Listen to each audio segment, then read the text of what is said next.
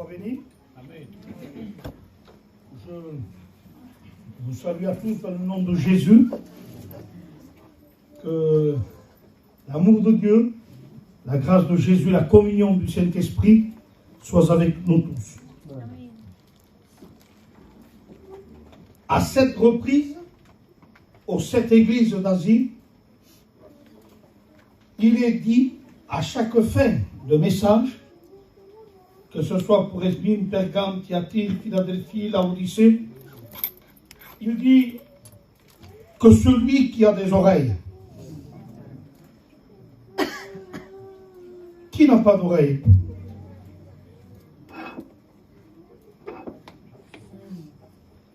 Mais il ne parle pas d'une oreille charnelle. Il parle d'une oreille circoncis. L'oreille du cœur. L'oreille d'un disciple. Donne-moi une oreille d'un disciple pour que j'écoute comme un disciple. L'oreille discerne les paroles. Alors il dit à chaque église que celui qui a des oreilles entende non pas ce qu'un homme dit, mais le texte est précis, ce que l'Esprit dit aux églises. Et ce soir, je ne suis pas venu. Désolé, je recule un peu long. Voilà. Je ne suis pas venu pour dire ce que je pense, mais pour prêcher ce qui est écrit. Amen. Alors j'aimerais vous parler de quelque chose, vous allez vous espanter. Vous allez être choqués. Mais quelque chose qui va vous laisser bouche bée. Je vais vous parler de Jésus.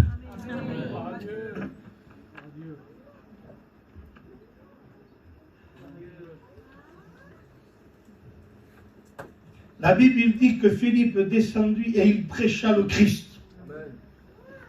Acte 8. L'apôtre Paul dira, nous ne prêchons pas nous-mêmes. On ne prêche pas un pasteur, on ne prêche pas une église.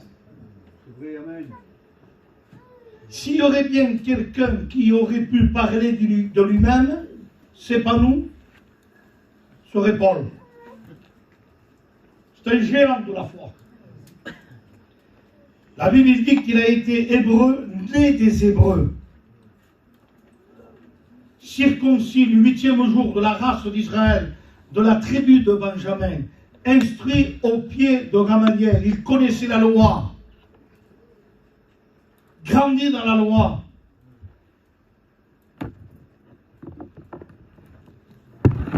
Alors il aurait pu parler de lui-même, de ce qu'il a appris. Eh bien regardez comment il regarde tout ça. Hein.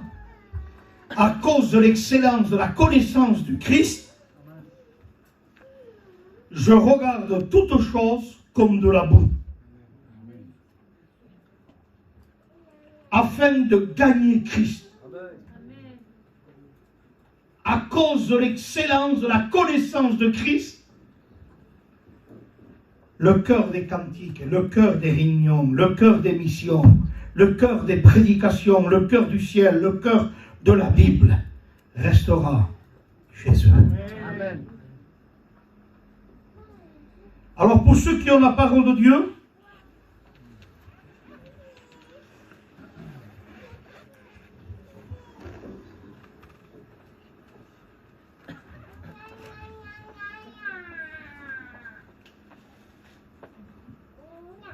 Job, c'est un message que j'ai préparé, que j'ai à cœur pour demain matin au culte donc à Ricato.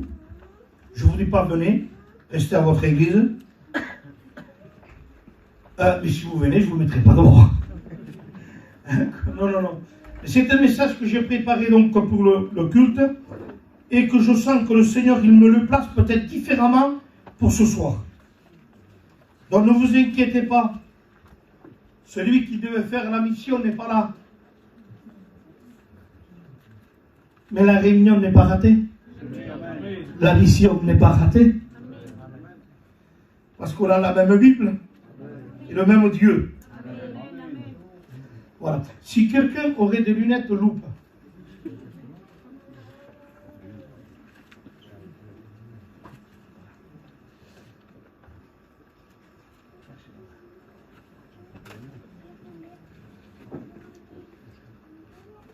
impeccable.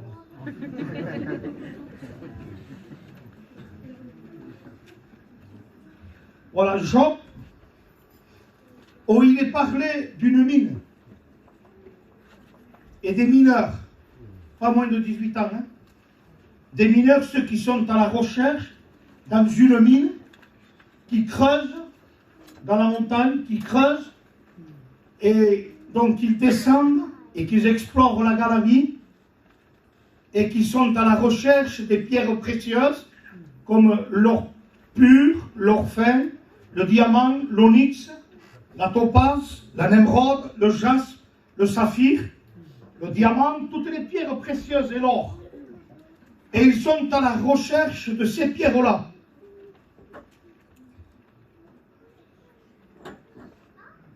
Et nous, les chrétiens, nous avons une mine. Et pour être simple, notre mine à nous, c'est Christ. Donc je vous invite à faire cette lecture dans Job.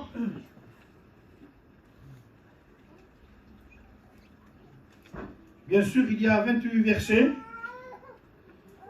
Et on va faire la lecture. Elle ne vous dérange pas la lecture? Je crois qu'il y a 28 versets. Je préfère bouger les feuilles que de manipuler une manette.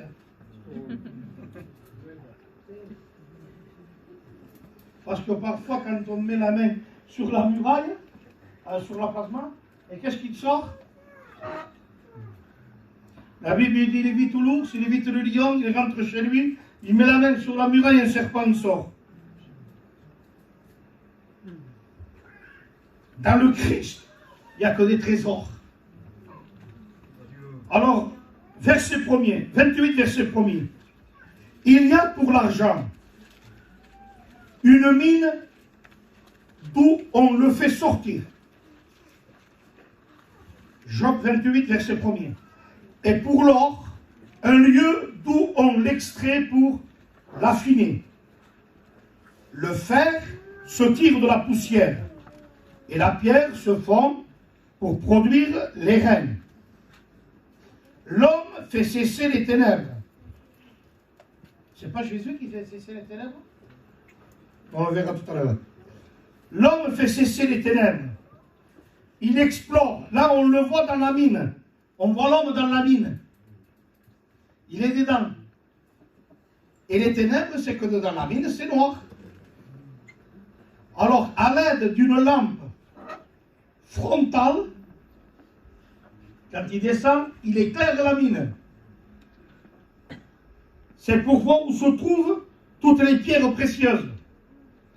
Alors l'homme fait cesser les ténèbres par l'aide d'une lampe frontale. Il explore jusque dans les endroits les plus profonds. Les pierres cachées dans l'obscurité et dans l'ombre de la mort. Pourquoi c'est dans l'ombre de la mort? Parce que là, les hommes risquent d'y laisser leur vie. C'est un tremblement de terre, il y a un écoulement, et c'est la mort. Donc ils sont là dans l'ombre de la mort, parce qu'ils sont en train de rechercher les pierres précieuses cachées au fond de la mine. Donc ils sont à l'ombre de la mort. Est-ce que vous êtes prêts à mourir en Christ pour aller chercher les pierres précieuses?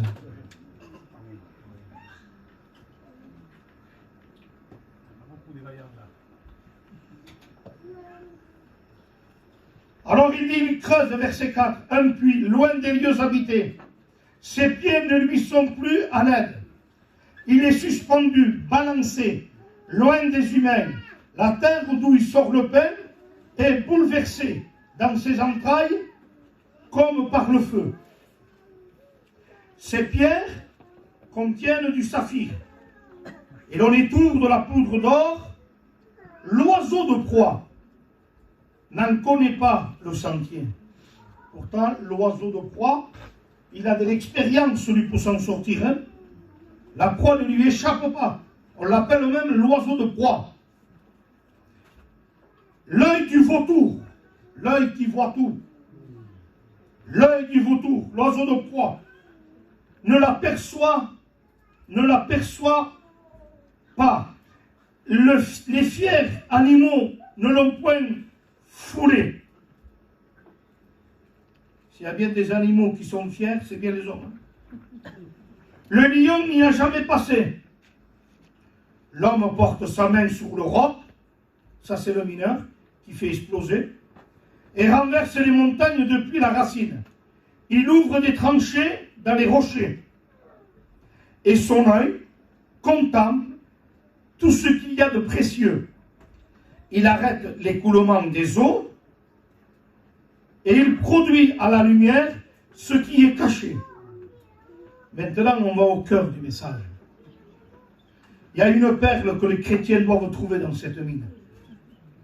Mais la sagesse, quel trésor. Où se trouve-t-elle? Où est la demeure de l'intelligence?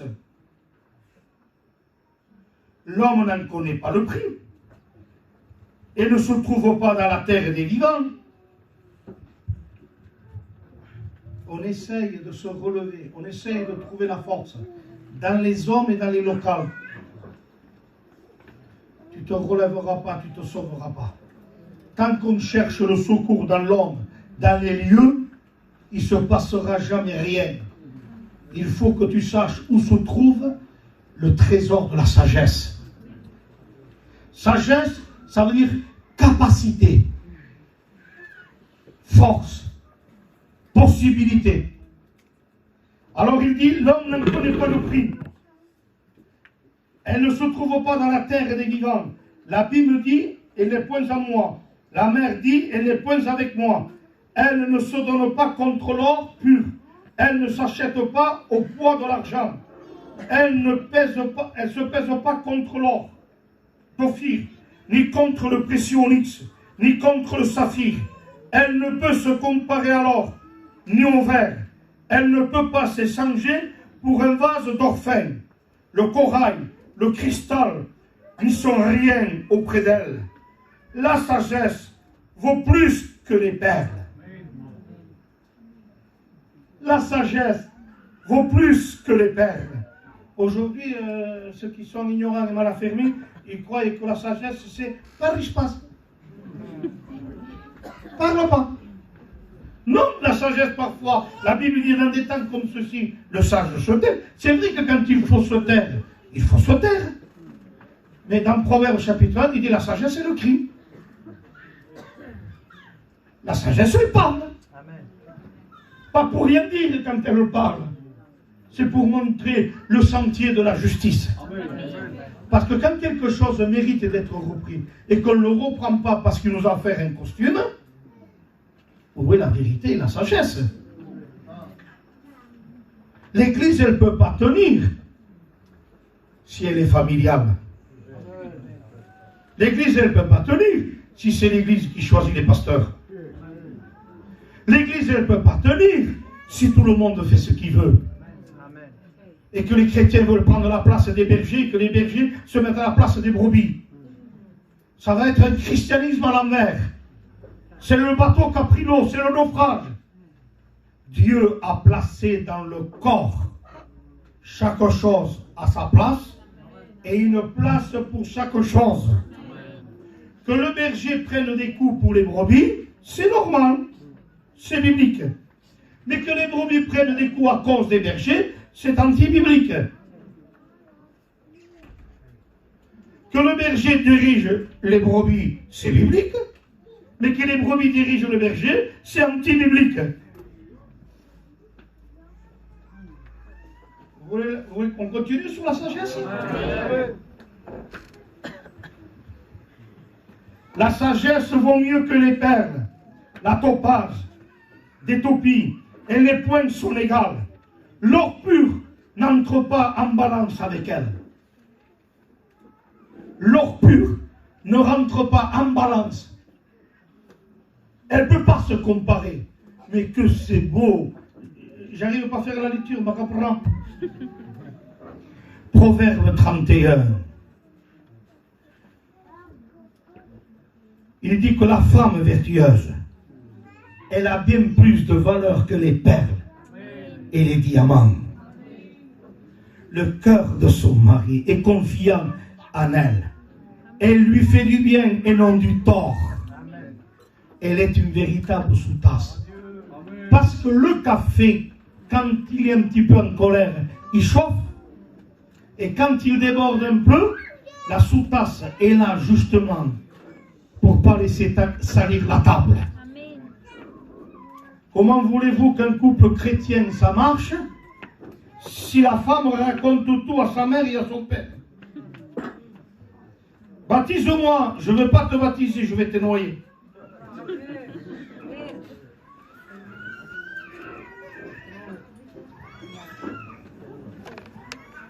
La femme vertueuse, elle a bien plus de valeur que les perles et les diamants.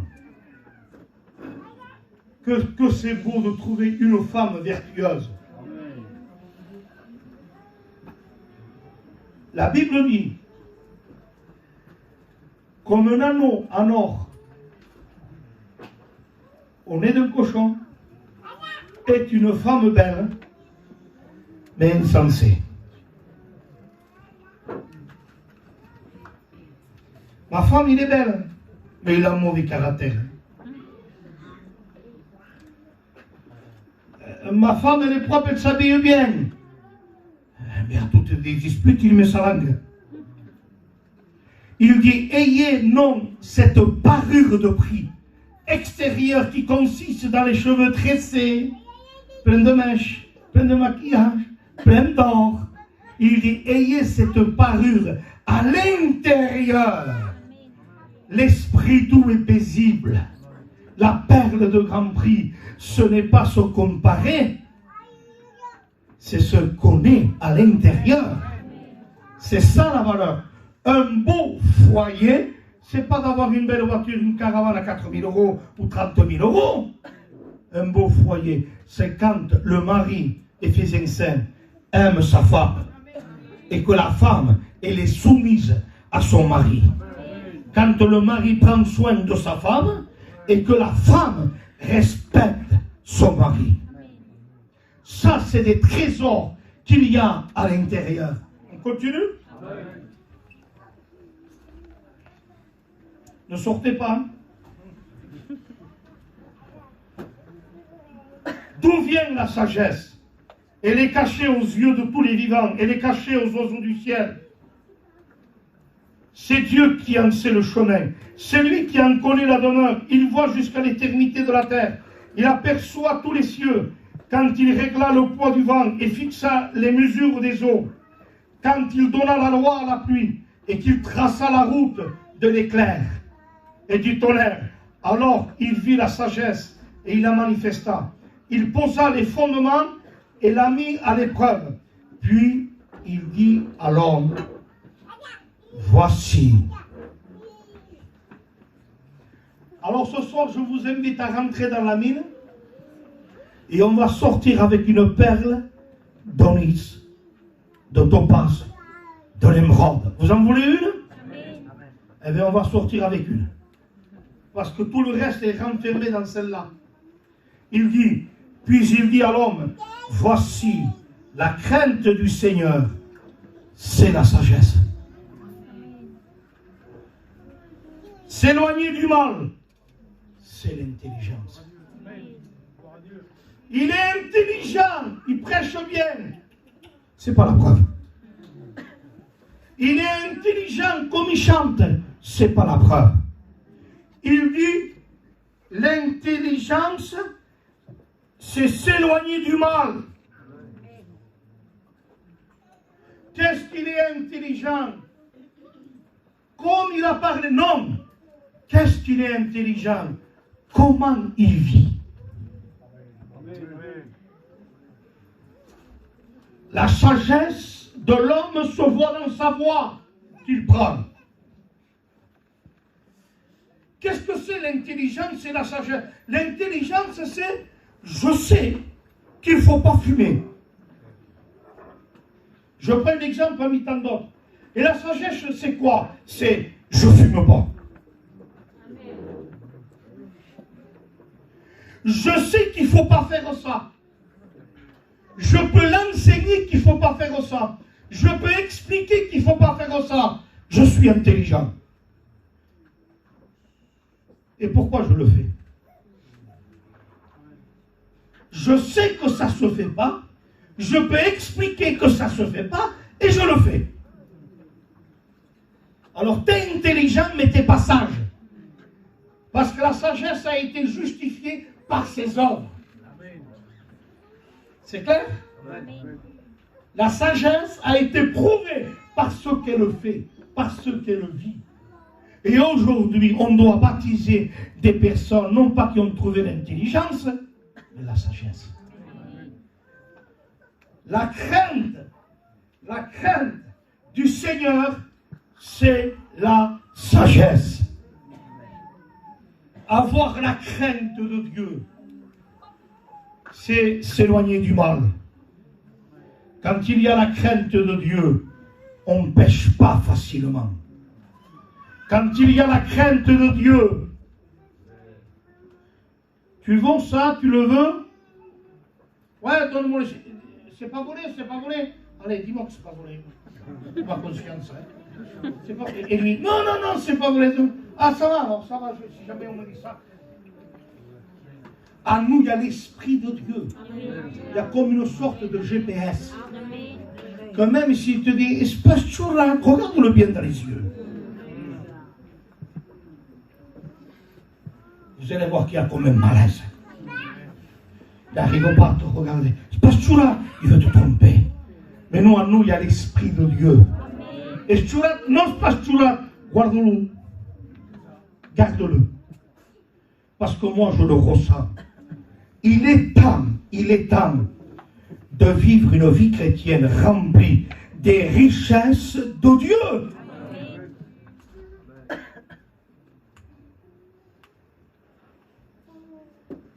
On rentre dans le message.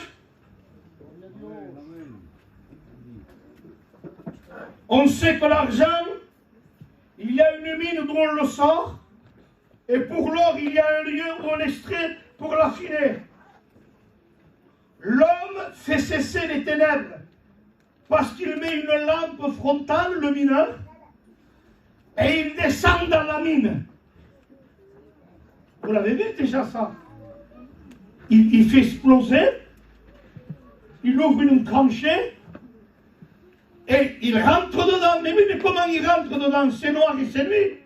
Alors, il n'a pas une lampe à la main, parce qu'il dit, ses pieds ne lui sont plus en aide. Il est suspendu, balancé, loin des humains, c'est-à-dire, il descend à l'aide d'une corde.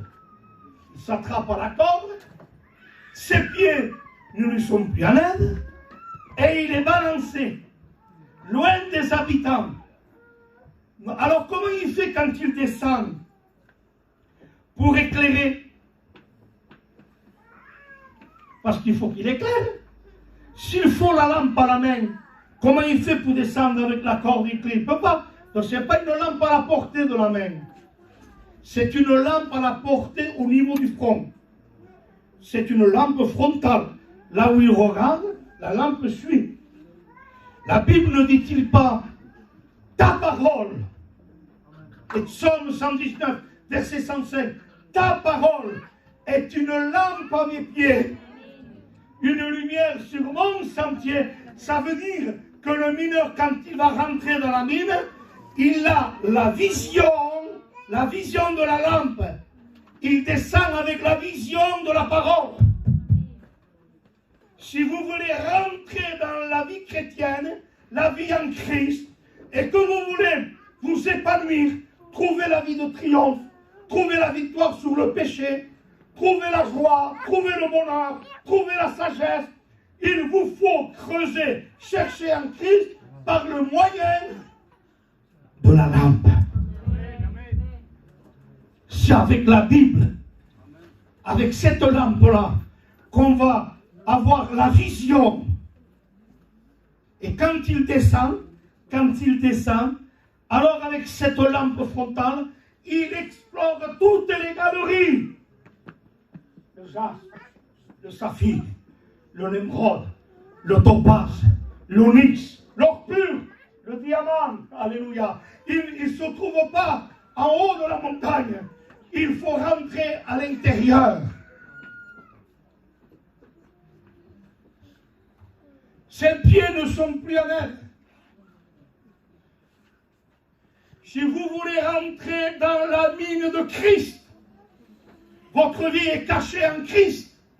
Si vous voulez rentrer dans la mine du Christ, il va falloir cesser la marche religieuse. Il va falloir cesser les pieds, la marche charnelle, clocher de deux côtés. Un pied sur le trottoir et un pied sur la route. Ses pieds ne lui sont plus en aide. Paul dira, ce n'est plus moi qui vis, mais c'est Christ qui vit en moi. Alors ses pieds, ses raisonnements, sa façon de marcher, parce qu'aujourd'hui on se crée un 5e évangile. Au lieu d'avoir, comme disait le cantique, l'onction c'est une émotion. Au lieu d'avoir une relation, on vit dans la religion. On perd la vision, dit le cantique. On perd la vision. Et on marche comme ça. La joie s'en va, la paix s'en va.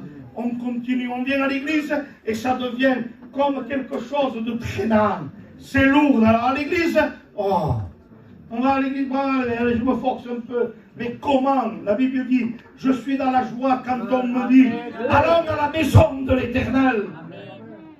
Et on traîne, vous savez pourquoi? Parce que je vis la vie chrétienne à ma façon. Alors il va falloir, tu veux être un bon mineur, un chrétien à la recherche des trésors dans la parole, des trésors dans la communion, se tenir devant sa face.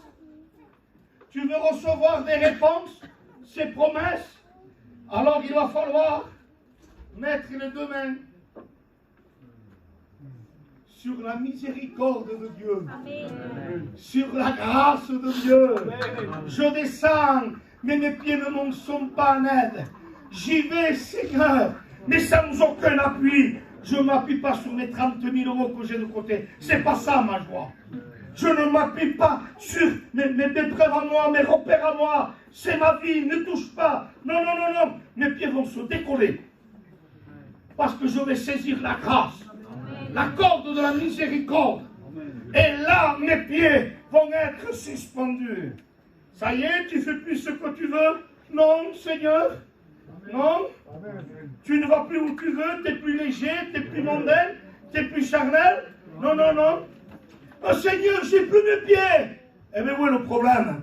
Mais après, quand j'irai au mariage, je ne pourrai pas claquer et danser. Tant pis, tu les as perdus. Parce que moi, je veux partir en vacances, aller à la piscine, et j'ai envie de me baigner et de me snapper.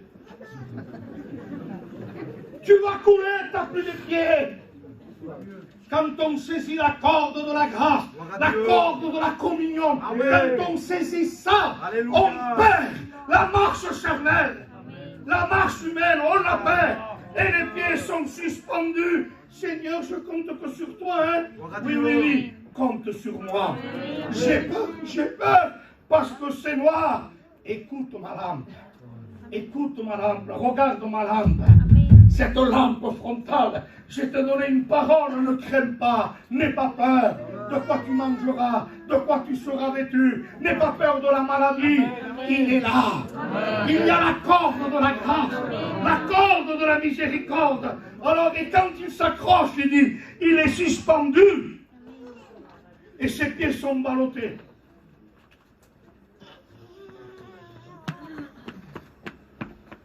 Mon frère, viens m'aider. Pas Binoujoda. Il est loin des lieux habités. le Seigneur veut t'apprendre. Si tu veux le chercher dans la mine, si tu veux chercher dans le vrai trésor, alors il va falloir que tu ne t'appuies pas sur un pasteur, que tu ne t'appuies pas sur une église, que tu ne t'appuies pas sur un local, ni sur une mission, ni sur un orateur. Personne, loin des lieux habités, Dieu veut te rencontrer tout seul. Il te veut face à face. Il ne veut pas que tu te contentes mardi, jeudi, dimanche. Mardi, jeudi, dimanche. Ça va pas. Ça va pas. J'ai un peu de joie aujourd'hui, fais-moi chanter. Ah, qui ne m'invite pas à chanter, hein, parce que j'ai la machine à laver qui a cassé, alors je suis énervé. C'est une vie chrétienne, pas d'un mineur riche. C'est une vie chrétienne de clochard. Pardon. De partout. Alors que nous avons un Père riche, nous avons une mine remplie de tout de trésors, de sagesse, de connaissance, de gloire, de sainteté, d'esprit, de consolation, d'amour, de justice, de vérité. Il y a une mine. Alléluia. Alors il dit, loin, loin, loin des lieux habités. Je parle pour quelqu'un, peut-être que je prophétise.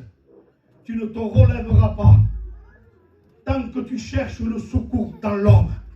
Tant que tu cherches le secours dans un livre, tant que tu cherches le secours dans l'homme, dans la religion, dans la théologie, peut-être qu'il faut que je parte pendant les mois. Ne pars pas. Peut-être qu'il faudrait que je jeûne, mange plus. Alors qu'il faut faire, cherche Dieu. Ne cherche pas Bethel. Elle va devenir une ruine.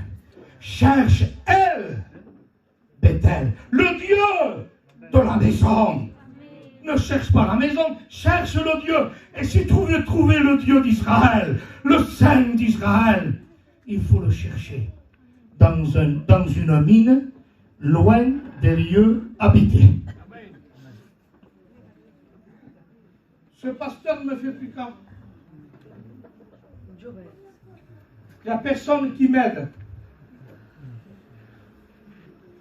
Cette église ne me fait pas cas. L'ancienne ne me fait pas cas. C'est Dieu qui est en train de te former là. Je la tirerai au désert et je parlerai à son cœur. Il te veut seul. Aujourd'hui, on passe tourner tout le temps. Demain, on est Pierre au bord d'un feu, je ne le connais pas. Aujourd'hui, il pleut feu, demain, on est éteint, on a du feu, on est éteint, on a du feu, et on devient lunatique. On a besoin de ne plus tourner en rond. On a besoin d'aller à la source. D'aller direct à la source. Dieu nous a appelé la communion de son Fils. Alléluia. On continue? Amen. Alors il a les pieds suspendus. Aucun secours. Loin des lieux habités. Dieu te veut seul.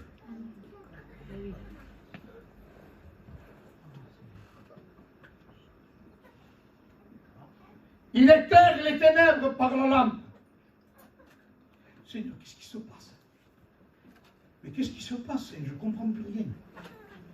Pourquoi ces ténèbres? Pourquoi, Seigneur, ces problèmes? Pourquoi les pasteurs changent? Mais pourquoi c'est plus comme avant? Et pourquoi et on s'interroge et on se pose pourquoi? Et pourquoi c'est plus comme ça? Et pourquoi c'est plus comme ça?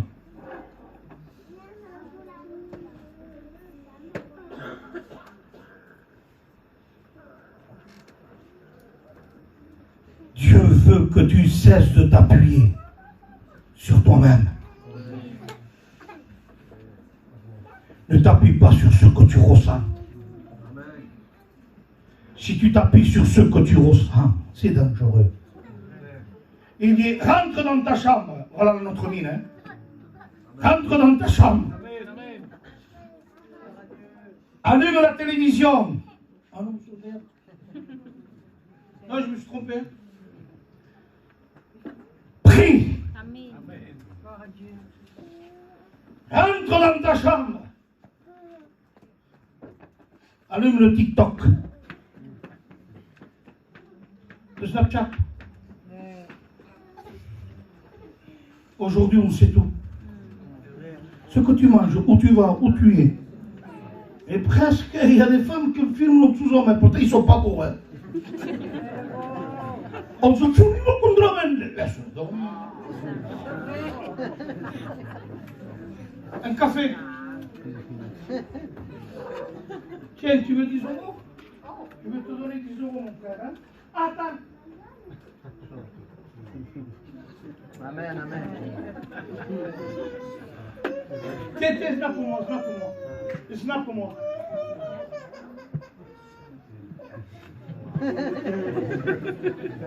C'est vrai.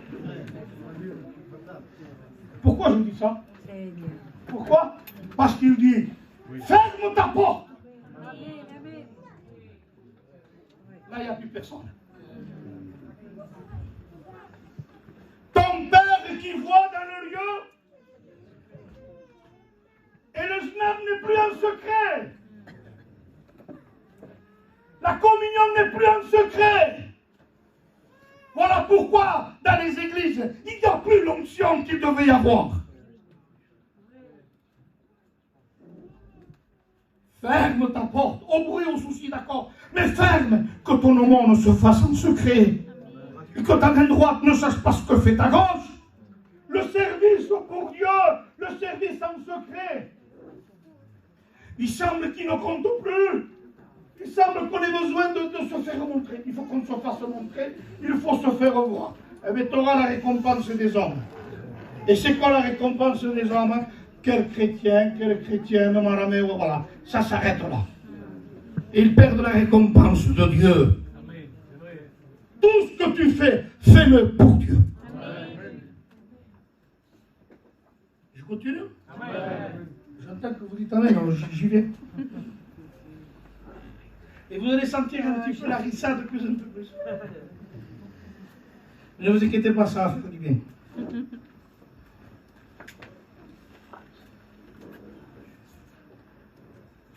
L'oiseau de proie n'en connaît pas le chemin. Les plus fiers animaux ne l'ont point aperçu. Le lion n'y a jamais passé. C'est une mine où l'aigle de proie passe, il ne se rend pas compte. Le lion, le roi de la savane, avec sa marche majestueuse, royale, il passe, il n'y a rien ici. Vous savez qui c'est l'homme de proie?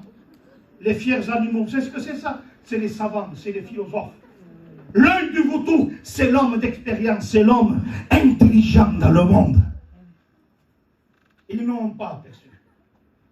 Il dit, Père, je te loue de ce que tu as caché ces choses aux savants et aux intelligents, aux vautours, aux lions. Tu les as cachés, il dit, et tu ne les as révélés, nous, tes enfants. Mais la sagesse, où se trouve-t-elle? Verset 12. La sagesse, où se trouve-t-elle? C'est une question qui est posée. Vous le savez, où se trouve la sagesse?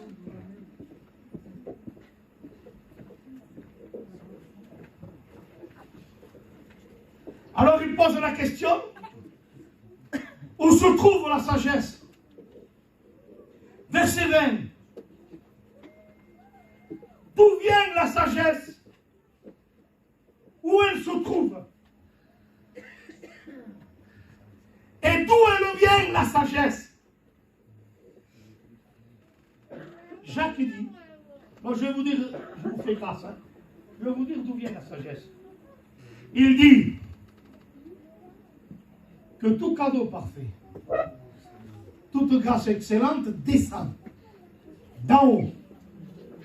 La sagesse charnelle, terrestre, elle est, dites-le, c'est vous qui l'avez dit, elle est charnelle et diabolique.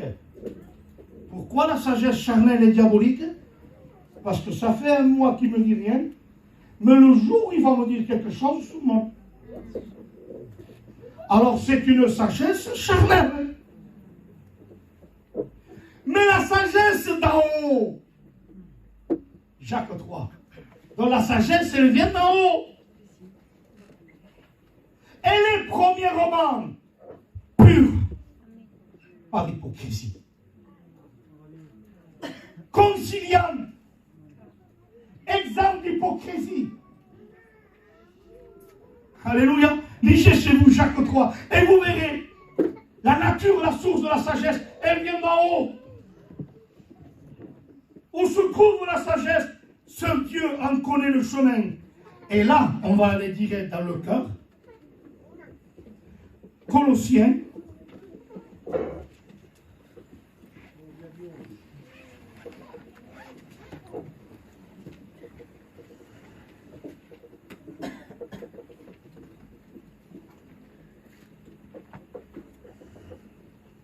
Chapitre 2,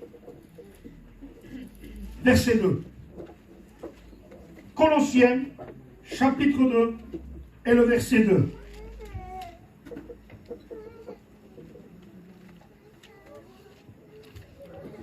Maintenant, il va falloir se suspendre, il faut y aller.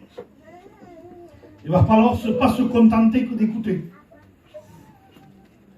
Colossiens 2.2, il dit, afin qu'ils aient le cœur rempli de consolation, qu'ils soient unis dans l'amour, enrichis d'une pleine intelligence, pour connaître le mystère de Dieu, savoir Christ. Voilà la mine. Connaître le mystère de Dieu, savoir Christ. Mystère dans Colossiens, on recule. Suivez les frères. Tournez la page en arrière. 1, 26. Il dit, parce qu'il dit, où est la sagesse? D'où vient la sagesse? Donc c'est caché. C'est caché, c'est un mystère. Verset 26. Le mystère caché de tout temps et dans tous les âges, mais révélé maintenant à ces chrétiens, à ces saints. Dieu a voulu faire connaître la glorieuse richesse de ce mystère parmi les païens. Alléluia. Il a donné une mine aux païens, les trésors aux païens. Et c'est quoi? Christ en vous. Amen. L'espérance de la gloire. Amen. Espérance de la gloire. Abattu, persécuté, maladie, écrasé, inquiet, oppressé, angoissé. Je tombe par terre. Le diable me dit, t'es fini. Tout va mal, t'es fini. Mais comme il y a Christ en toi, amen, il y a l'espérance de la gloire. Amen. Alors comme il y a de l'espérance, je me relève. Amen. Alléluia. Nous portons ce trésor, Christ, dans des vases de terre. On est persécuté mais pas abandonné. Abattu mais non perdu. Oppressé, j'en peux plus. Je voulais mourir. Attends, hein, t'as le trésor? Non, ne meurs pas parce que tu sais pas où tu vas. Oppressé mais non réduit à l'extrémité. Nous portons en nous toute la richesse du ciel. Christ en nous, l'espérance de la gloire. Alors écoutez, verset 28, si c'est lui le trésor, si c'est lui la mine, alors il dit, verset 28, c'est lui que nous annonçons. Vous y êtes? Il sait? Alors il dit, c'est lui que nous annonçons. C'est le ministère de l'évangéliste qui annonce Jésus dans l'évangélisation. 2. Exhortant tout homme. Ça, c'est le ministère pastoral, pasteur. En instruisant tout homme. Ça, c'est le ministère de docteur. L'évangéliste annonce Jésus. Le pasteur exhorte Jésus. Et le docteur, il instruit Jésus. Afin que l'homme soit devenu ou présenté à Christ et qu'il soit devenu parfait en Christ. C'est lui que nous annonçons. C'est lui que nous exhortons et c'est lui avec lequel nous instruisons le peuple. Moi je suis de Paul, moi je suis d'Apollos, moi je suis de Céphas, moi je suis d'un tel, moi Christ. Le trésor est-il divisé? Arrêtez avec la division. Arrêtons avec la division. Christ est-il divisé? Est-ce Paul qui a été crucifié pour vous? C'est un pasteur qui a donné sa vie pour vous? Eh bien aujourd'hui on arrive à diviser quand même.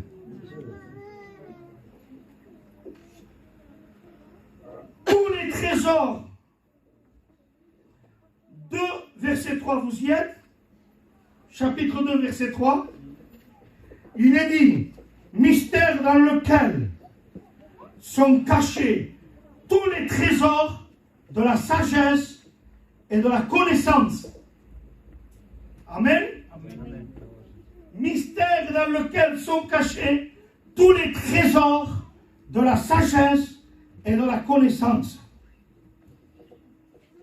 En Christ, nous sommes une nouvelle création.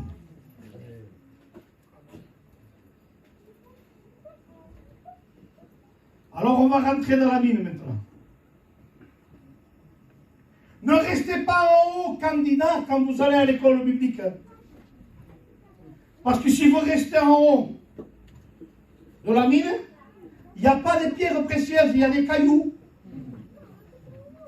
Et on va descendre de l'école biblique, de la mine, de la communion avec des cailloux.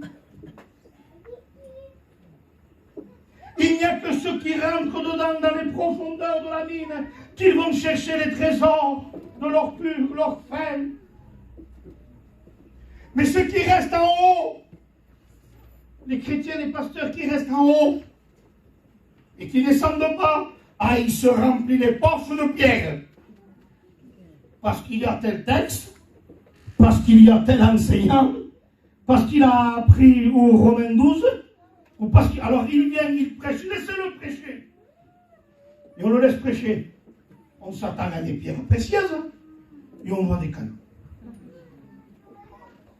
D'où ils viennent? Mais normalement, il reste en haut de la montagne, qui est dedans. Il faut qu'il rentre dans la communion. Qu'est-ce qu'on fait avec les cailloux? Il sert à quoi les cailloux? Il sert à quelque chose. Eh bien, à lapider quand quelqu'un pêche, oui ou non? Et qui, au milieu de nous, ne trébuche pas, ne glisse pas? Qui ne trébuche pas, qui ne glisse pas et qui ne pêche pas accidentellement? Ou par manque de faiblesse? Alors là, ils viennent, ils sont pleins de cailloux. La vérité, la vérité, la vérité, et la vérité, et la vérité. Et ton bam, l'oreille coupée, le bras coupé, c'est des cailloux. Bam, bam, bam, bam. C'est des pierres qui jettent. Hein. Tu ne dois pas faire ça. Tu ne dois pas faire ça. Tu ne vaux rien. Tu n'es pas converti. Et tu es comme ça. C'est des cailloux. Bam, bam, bam. Et au lieu d'être reconstruit en Christ, alors il te lapide, tu es en train de te détruire. L'Église n'a pas besoin des pasteurs avec les poches remplies de cailloux. Amen. L'Église a besoin d'un petit David qui arrive avec un petit panier et qui va voir ses frères. Et qu'est-ce qu'il donne à ses frères dans ce panier? Comment? Du pain. Du pain. Alléluia. Il apporte du pain à ses frères. Ah oui, hein? David, il avait des pierres. Il savait où c'est qu'il fallait les chercher, les pierres. Mais les pierres, c'est pas pour ses frères. Mais c'est une pierre qui a été cherchée dans le Torah et qui les a mis dans sa judiciaire. C'était pour qui? Le pain, le panier, c'est pour ses frères. Les pierres sont pour le diable. Amen. Il y a trop d'églises qui utilisent des textes et des textes, des textes et des textes. On les utilise comme des pierres. Bam, bam, bam. Et c'est écrit, hein, t'as fait ça, toi, t'es comme ça, toi. Hein. Alors on se lapide. Et là, quand tu je te le perds, et toi, qu'est-ce que t'as fait, toi? C'est mais toi, qu'est-ce que tu m'as dit, toi?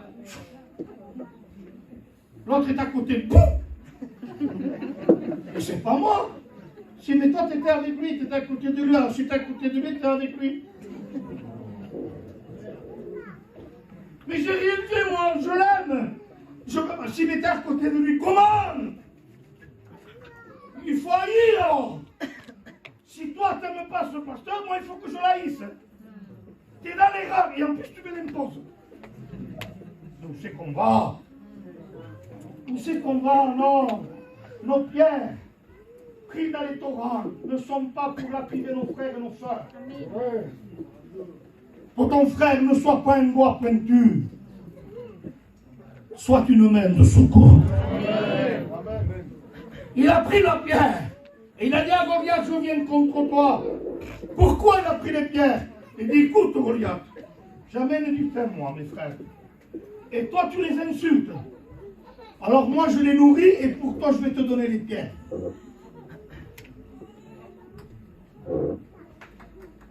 Vous voulez jeter des pierres contre le diable qui attaque vos frères et vos sœurs, qui attaque l'église? Amen. Il y a des démons qui attaquent l'église. Et vous voulez jeter des pierres contre ces mauvais esprits? Amen. Alors commencez à jeter ces pierres par la fronde de la prière.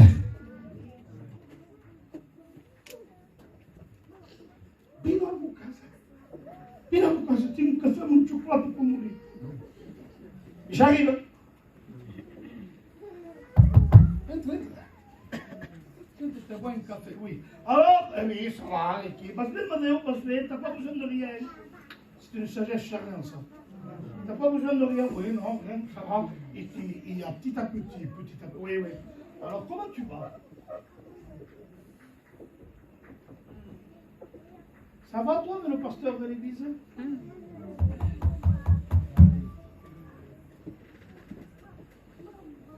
Ça arrive qu'il y ait une indifférence, ça arrive qu'il y ait quelque chose. Mais les autres sont et tout passe bien. Pas trop. Je l'ai vu, hein. T'as vu que j'ai le discernement. T'as vu que j'ai le discernement. Tu vois? Donc, mais toi, ça se coucou, ça, mais t'es quelqu'un, toi. Comment ça, il fait ça? Oui, bon, bah, écoute, je ne critique pas, hein, je critique pas. Il est en train de dire qu'il ne critique pas en critiquant. Ça, c'est fort. Et l'autre, il le croit, tombe dans le panneau. Il ne critique pas. Mais il critique. Car tout ce que tu diras derrière le dos de quelqu'un qui n'est pas là, c'est une critique. Alors ça rentre.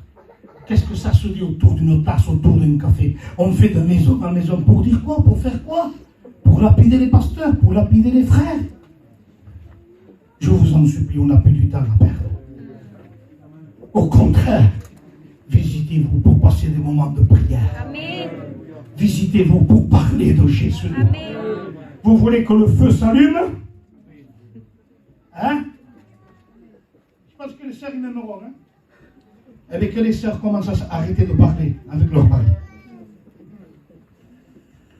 Asbis,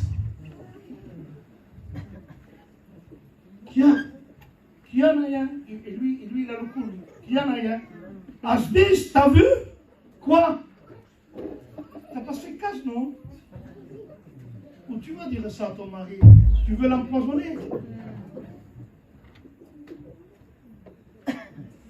Et avec l'autre là-bas, t'as vu comment il le considère, comment il lui fait cas? Rien grâce.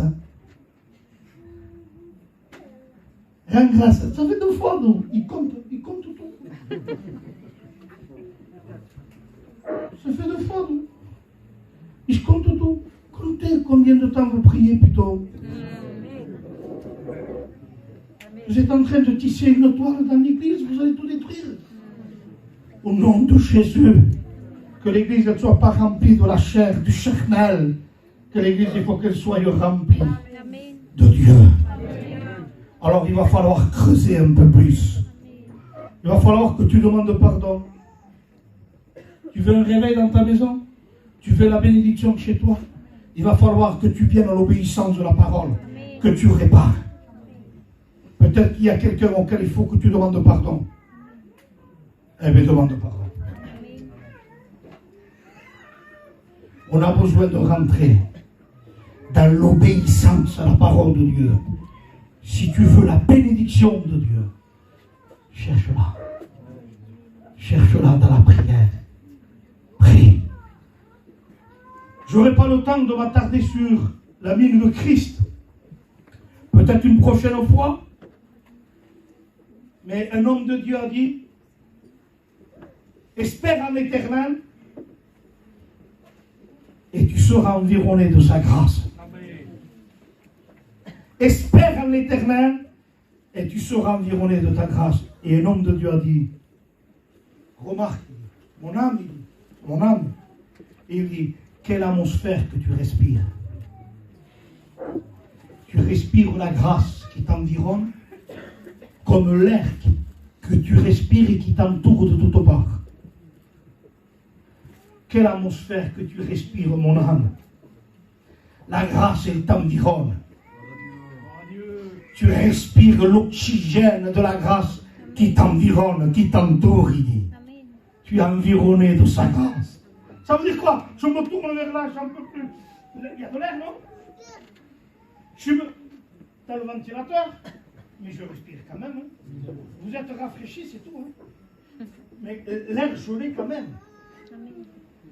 Je m'en mets en dessous là, j'ai l'air. Je m'enferme là-bas, j'ai l'air. L'air, il est de partout. Pourquoi? Parce que je suis environné des côtés, devant, derrière. Je suis environné de cet oxygène.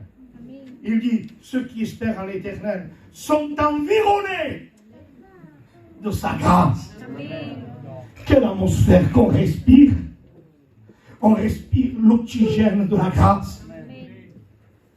Mon âme soupire et languit auprès de tes parvis. Quel trésor qu'on a. Que Dieu vous bénisse. Ne désespérez pas. Ne baissez pas les bras. Bâtissez votre vie en Christ.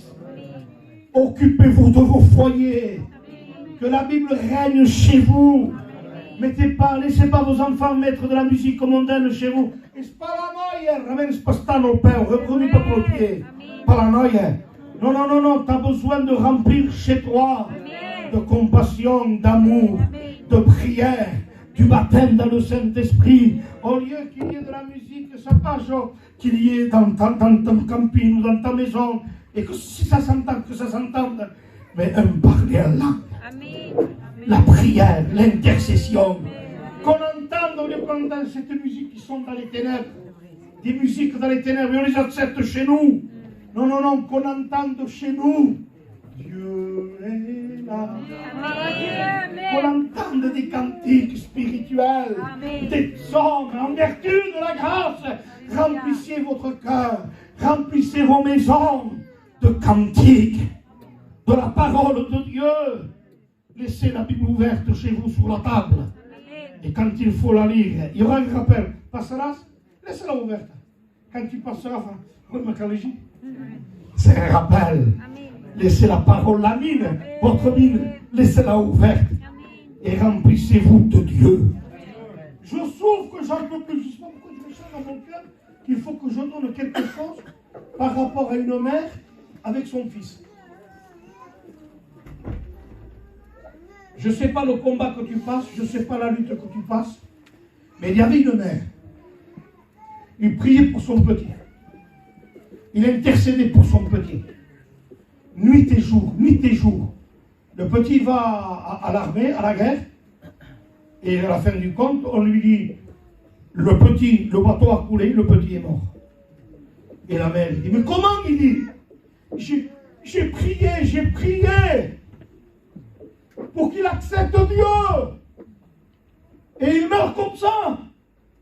Il dit, écoute-moi, il dit, avant de mourir, il dit, est-ce qu'il a crié à Dieu? Est-ce qu'il a dit quelque chose? Est-ce qu'il a dit un mot de Dieu? Il dit non. Il a coulé sans crier à Dieu. J'ai prié. Tu es fidèle à tes promesses, toi, Seigneur. Et j'ai prié. Écoute-moi, il dit, s'il ne s'est pas converti en dehors de l'eau, il va se convertir sous l'eau. Madame, il dit, votre petit est mort. Quelques jours passent, quelques mois passent, et il entend cette femme qui priait. La prière, il respirait la prière. Il vivait dans la prière. Il ouvre la porte. Il ne voit pas son fils. Hein? Mon fils, elle chante. Il dit, mon fils, attends, il dit, je vais t'expliquer. T'es pas mort, je vais t'expliquer, maman. Il dit, quand j'ai coulé dans l'eau, quand j'étais au fond de l'eau, avant de mourir, j'ai pensé au Dieu. Au Dieu que tu pries. Au Dieu que tu intercèdes. Et moi, j'ai crié à Dieu. Demain, il dit, ils sont venus me chercher au fond de l'eau. Et ils m'ont remonté à la surface. S'il ne s'est pas converti sur l'eau, il se convertira dans l'eau. On a besoin de prier. Et vous allez voir, tu verras la gloire de Dieu pour ta fille, pour ton fils. Tu la verras. Mais soit une femme, soit un homme de la mine, de la communion. Tu veux voir la gloire de Dieu chez toi? Alors il faut la mine tout entière. Je veux la Bible tout entière. Je veux manger l'agneau tout entier. Que Dieu vous bénisse. Alléluia. Vous ne partez pas d'ici sans la mine. Vous allez partir avec la sagesse. Donne-moi de la sagesse. Donne-moi la crainte, Seigneur. Je voudrais qu'ils chantent ce cantique en temps de Babylone. On baisse les têtes. On baisse